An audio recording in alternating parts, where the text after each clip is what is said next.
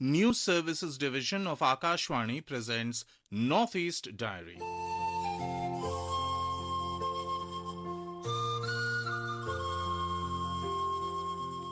Good evening. Welcome to this edition of Northeast Diary as we explore the northeastern part of India. It gets intriguing to know about it in each episode. Let me tell you about the excitement in today's episode. Today we bring an exclusive interview with Sri Utpal Bhorpujari, renowned film critic and filmmaker from the state of Assam. We will also bring a report from Nagaland, where the government recently launched RAMP scheme. This initiative aims to boost the economy, driving entrepreneurship.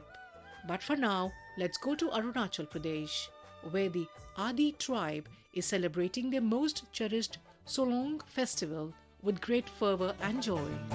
Solong tonta duma sali, solong ni mo magadidong, aseng rupe torik sidong miri babeng be. Solong tonta duma sali, solong ni mo magadidong, aseng rupe torik sidong miri babeng be. Dolung runge boye sinying ke solung irgeng babeng be irge boye gudem solung tonta duma sali solung ni mo magabidung. Arunachal Pradesh is a vibrant tapestry of cultural diversity with 26 major tribes and over 100 sub-tribes, each with unique dialects and traditions. Among these, the Adi tribe stands out with their rich heritage and colorful celebrations. As we enter September, the Adi people are gearing up for the Solong festival, a grand event that not only signifies the end of the sowing season, but also serves as a heartfelt prayer for a fruitful harvest. Our Itanagar correspondent Rakesh Dole brings you a detailed report on this joyous occasion. Solong is one of the main festivals of the Adi tribe of Arunachal Pradesh. The word Solong has been derived from two words, that is Aso, which means Mithun, and Alung, which means herds of Mithun. It is celebrated in the first week of September every year and is the most important festival of the Adi tribe.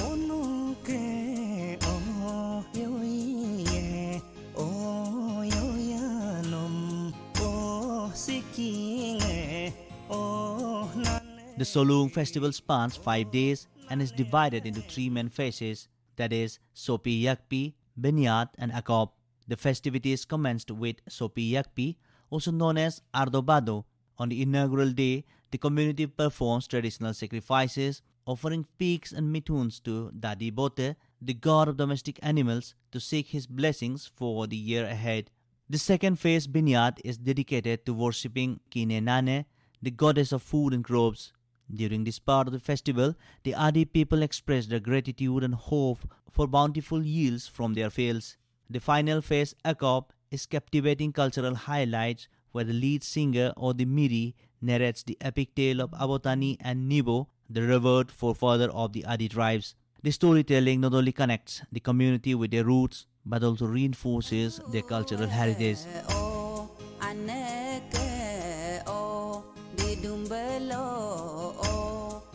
But there's more to Solong than its rituals. According to Adi mythology, the festival has its origin in a divine encounter. A god of heaven, Doing Bote, became involved with Kine Nane, and through a series of dramatic events involving mythical creatures, paddy seeds were sent to humanity to alleviate their hunger. Since then, the Solong festival has symbolized the reunion of these divine entities to ensure crop fertility and prosperity for the tribe.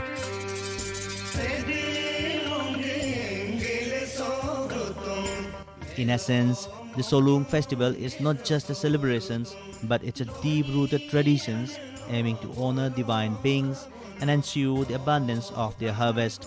For the Adi tribe, it's a time of joy, cultural pride, and a collective hope for a thriving future. For Northeast Diary, this is Rakesh Dole, Akashvani News, Itanagar.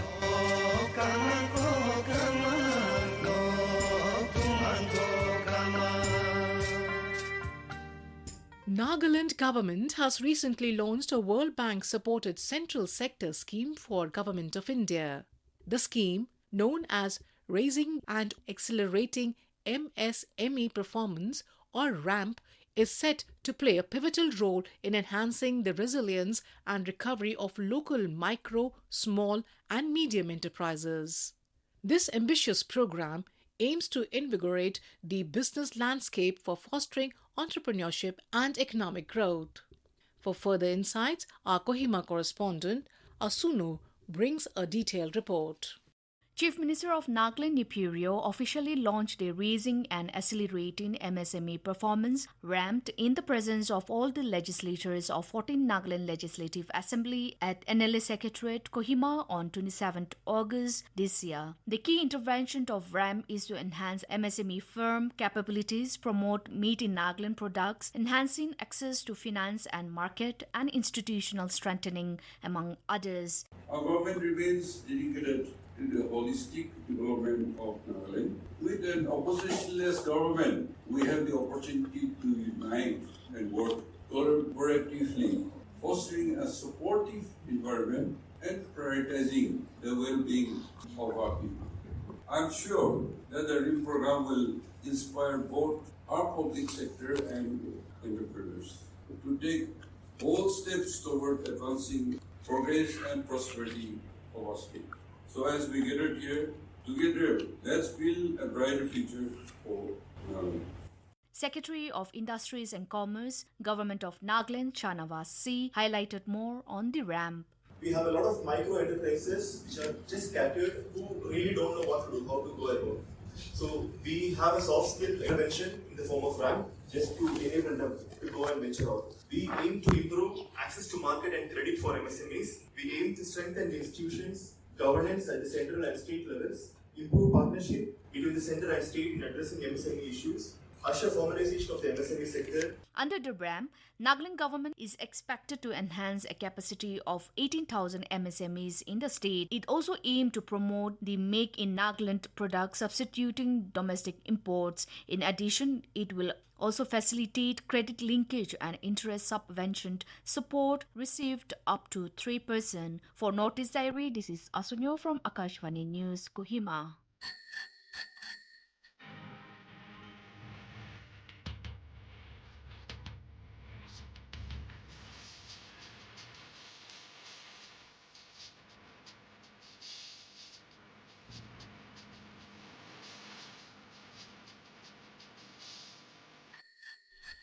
Now let's talk about Snehankar Chakravarti and his team, who are cycling from Guwahati, Assam to Sohra in Meghalaya to highlight the struggles of journalists and the impacts of climate change.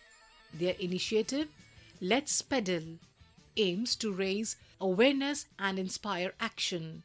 A report. Today we bring you a remarkable story of courage and advocacy from Assam. Freelance journalist Snehankar Chakraborty, along with his friends Shantanu Moran and Rambabu Thakur, has embarked on a mission to spotlight the challenges faced by journalists across the country. Recently, the trio set out on an ambitious cycling expedition from Guwahati to Sohra.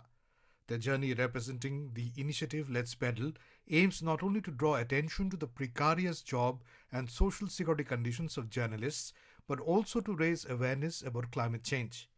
Snehankar Chakraborty, hailing from Bishwanath Charali, started this mission in 2019 as a lone cyclist. To date, he has paddled through 4 northeastern states, Assam, Meghalaya, Sikkim and Arunachal Pradesh, covering over 1,000 kilometers in Assam alone. His journey doesn't stop here. He plans to traverse 4 more states in the region. In his own words, Chakraborty shared, "When I bought my new cycle, I realized that my passion for cycling would serve a greater purpose. I decided to embark on this mission to support my fellow journalists." Cycling without any cause is not going to serve anything. So I decided, as I've worked in media, and I know what sort of problems we journalists normally faces. Chakraborty's initiative underscores the pressing need for better pay and job security in the journalism field. He observed, "As journalists, we often highlight the issues faced by others, yet when it comes to addressing the problems, within our own community, our voices seem to be overlooked. He believes that collective action can bring about change. A single voice may not be enough, but if journalists unite, we can make a significant impact, Chakraborty added. Journalists raise voice for people, but no one raise voice for us. If something happens to a journalist, who is going to report it? So my thing is to make aware the journalists. His mission also seeks to inspire other journalists to advocate for their rights, emphasizing that silence will not lead to progress. Despite the tough realities of the profession, such as irregular hours and job insecurity, Chakraborty remains committed to his cause. He recalled a personal struggle when he was dismissed from his job in 2017 while his mother was battling cancer. This experience led him to seek legal redress and ignited his drive to support the journalist community. Supreme Court has provided many guidelines which says in our office a sub-editor's duty is for 6 hours only. But we never complain our employers. So there is no job security. No. So we should know about our rights. Chakraborty continues to receive support from fellow journalists and the public. He mentions, during our journey, people have shown great curiosity and have engaged in conversations about the need for job security for journalists. As he continues his mission, Chakraborty is buoyed by the encouragement of his mother, who remains a source of strength and inspiration. This journey is a poignant reminder of the challenges journalists face and the vital need for a secure and supportive working environment.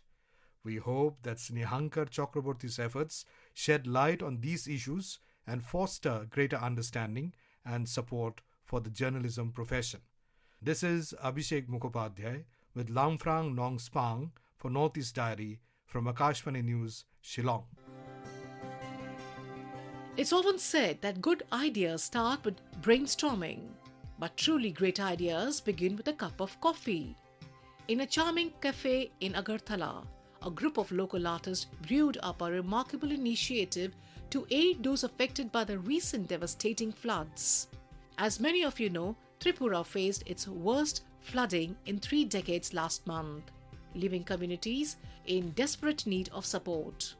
In the face of such adversity, these artists are channeling their creativity into a powerful response to the crisis.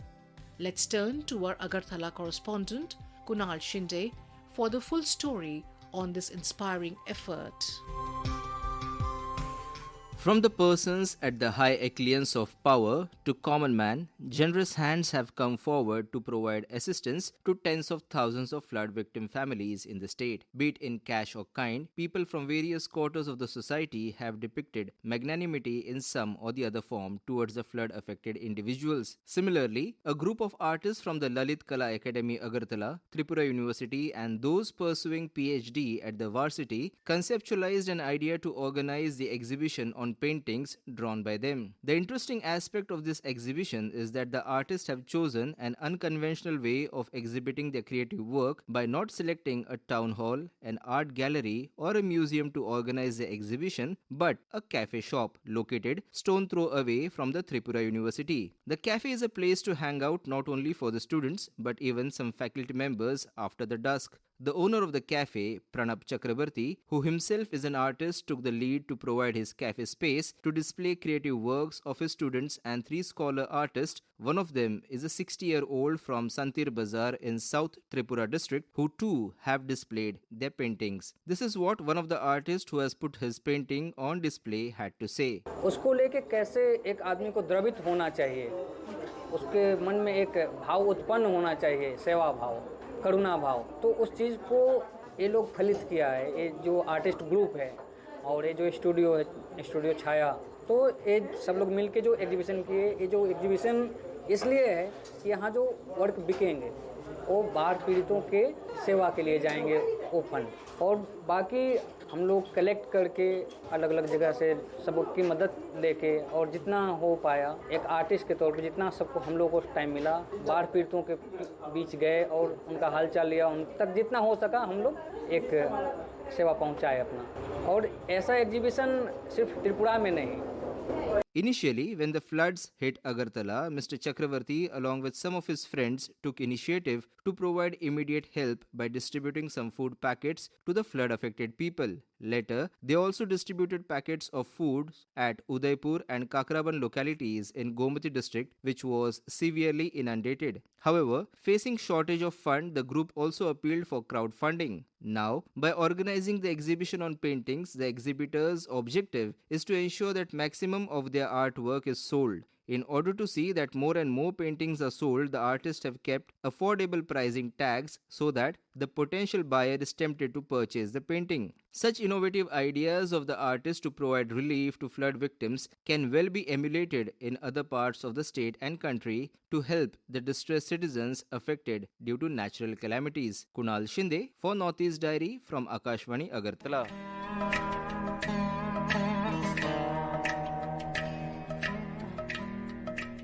Our personality of the week is Shri Utpal Bhorpujari, a renowned film critic and filmmaker from the state of Assam. He is being interviewed by Vinita Thakur. Hi friends, today we are here in the studio and we have a guest who is a film critic, a filmmaker and above all a national awardee for his very first film, that is his debut film. And his name, well, it's Shri Utpal Bhorpujari. Welcome sir, welcome to the studio. Thank you so much for having me here. So, like I said that you have been veteran in journalism also. So, what do you say? Is it still on or? No, I left journalism in 2010, active journalism, though I used to write off and on as a freelance journalist. Okay. But now I have stopped that also because I wanted to be full-time into filmmaking. Okay. So, but you once a journalist, always a journalist. So right. there was a withdrawal symptom kind of thing for a few years. So I continued writing. Even now I write one, if people request me to write a piece on something. But I do that, but I don't write it as my bread and butter thing and all. I understand. So now I'm a full-time filmmaker, you can say. You have had a remarkable journey till date. And as filmmaking is concerned, it's a very fascinating world, this world of celluloid. So can you share a bit of your journey in a nutshell? Because listeners do want to know as to how you went about it. I come from Guwahati. I born and brought up there. I had my schooling and college in from Guwahati there, itself, up to graduation level. I did my graduation from Cotton College.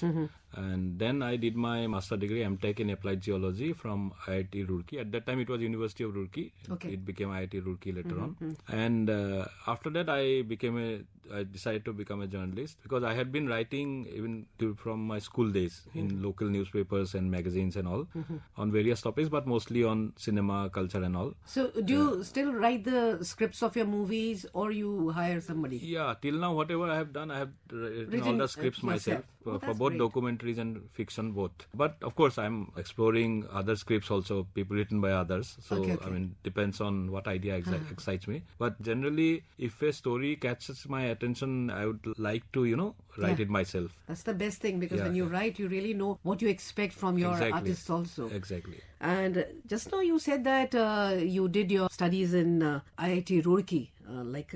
You are a certified geologist. So after coming from such a line and the switchover of entertainment to this entertainment world, that has been really drastic. And youngsters these days, even I have seen there are so many movies also and where this has been highlighted. But what do you say, the youngsters these days, if there are times when I've seen people, studying medicine and then opting for something very different, maybe modeling or such things. Right, yeah. So what would you say and how would you suggest? Actually, I think times have really changed. Now the youngsters know what they want to do from a very early age. Correct. In our time, what used to happen that we didn't have proper guidance. So we used to go with the flow mostly. So we used to most of our contemporaries would study engineering or medical and those are the lines to go. If somebody is pursuing, art stream, they would go for English literature or political science, teaching. So it was very predictable, limited kind of this thing. So we used to kind of actually explore our things, and while pursuing the normal course of studies, we kind of got exposed at much later age that these are exciting areas which we can explore. So that's how after my studies I came to journalism, and then after nearly 2 decades in journalism I came to filmmaking. I think now the youngsters from a very early age, because of their exposure to all the things through internet and all, they're very sure about what they want to do in life mostly, and so that confusion we had in our times, it's much lesser now. Of course, even now people study something else. Sometimes they go into another field. That will keep happening. Earlier, I think, it was very much there in West, but now it has come to our country also. Right. And I feel that they don't waste time. Like the moment they realize that this is not their forte, if it's not of their interest, they immediately change. Yes, unlike us, where we keep on exploring and thinking that we may develop some kind of an interest or taste. And one important thing that comes to my mind is that like you are from Northeast, and nobody can deny the beauty of Northeast is something that registers in your mind if you go and visit Northeast even once. So you being a filmmaker, have you ever thought of promoting tourism by your work? Because wherever you go, the scenic beauty is amazing. And have you filmed your whatever work you have done there only, or you go out? All my work till now has been there based in there, and I think through the visual journey that I try to explore in my films, those whoever have watched them, they get a peek into the places, whether it's Manipur, Nagaland, or Assam, or wherever, or Meghalaya. Picturesque, it's beautiful. So I think that indirectly. Anyway, I am trying to do that. Oh, you're doing that, But at the same time, I think the governments of the states there, they also have a role to play, and they are trying to promote. Like Arunachal has had shootings of big budget Bollywood films in recent times. Meghalaya has had quite a few film shootings. Even now, some of the big web series, most popular web series, they are set in Northeast now. I mean, which will be coming soon in the next, I think, within this year or next year. Okay, that would be a great treat.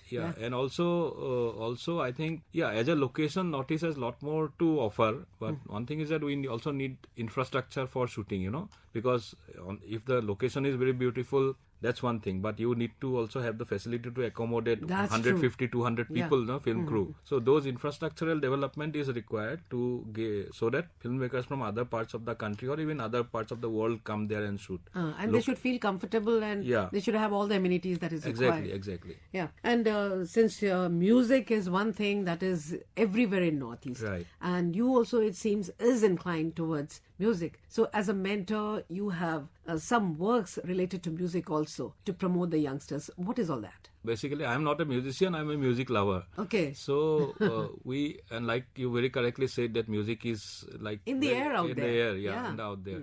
So, me and a couple of friends of mine, one is Adil Hussain, the actor, and who needs no introduction basically, and Kaushik Nath, who is a childhood friend of both of us. And great singers are there. Yeah, so...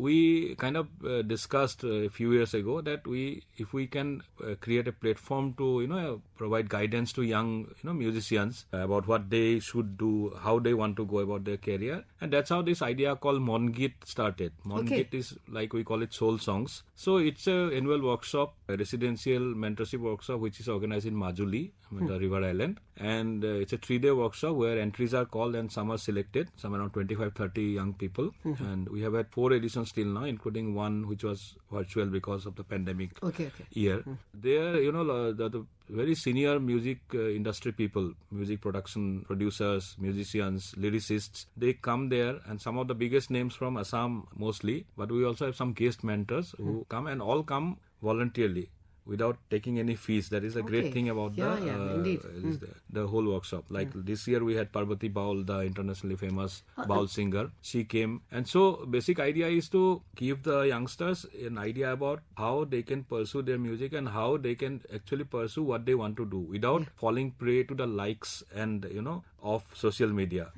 Creating a music video and just putting it up on YouTube or any other platform, and then that's it. So you actually don't explore your full potential. Especially in workshops, you get to explore a lot. Yeah.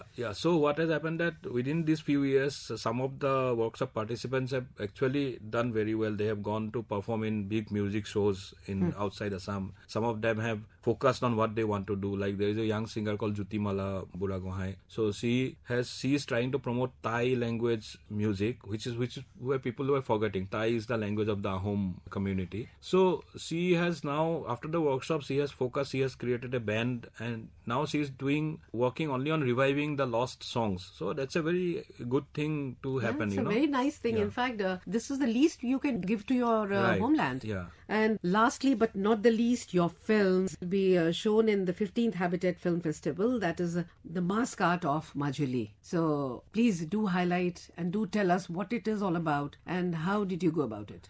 Mascot of Majuli is produced by Indira Gandhi National Center for the Arts, which is under the Ministry of Culture. I'm really happy that they commissioned me to do the film. This film is on the mask making art, which is initiated by Srimanta Shankardev, the 15th century saint and social reformer, and that's a very traditional art which is now practiced by very few people. I mean, it is practiced in a couple of other places in Assam also, but it's mainly in Majuli. Only 2 families practice it. So they are trying to also teach other youngsters, and it's part of the masks are used in a traditional performance called Bhavanas and Ankiya Nats, which were again part of the Vaishnavite traditions started by Srimanta Shankardev, and that I tried to capture the whole story visually through this documentary. Have you done it in a fictional way or it's... No, it's a documentary where the protagonists are the members of the 2 families who practice in how they are doing it, how they are trying to revive it. So a lot of research work must have gone. Yes, it's a very research intensive documentary, and also visually it incorporates a lot of elements like how the masks are made, how they are used in Bhavanas and all. So everything is there. So that's great, and I really wish that you reach the pinnacle of glory the way you have been working. Thank you. It's been a pleasure talking to you, and wish you all the very best for your future ventures. Thank you. You just heard an interview with Shri Utpal Bhorpujari, a renowned film critic and filmmaker from the state of Assam, in conversation with Vinita Thakur. With that, we have come to the end of this edition of Northeast Diary. Do join us next week to hear more stories from this enchanting part of India. Bye-bye. This program was presented by Lucy G. Chattopadhyay, produced by Vinita Thakur with assistance from Kumar Gaurav. It was brought to you by the News Services Division of Akashvani.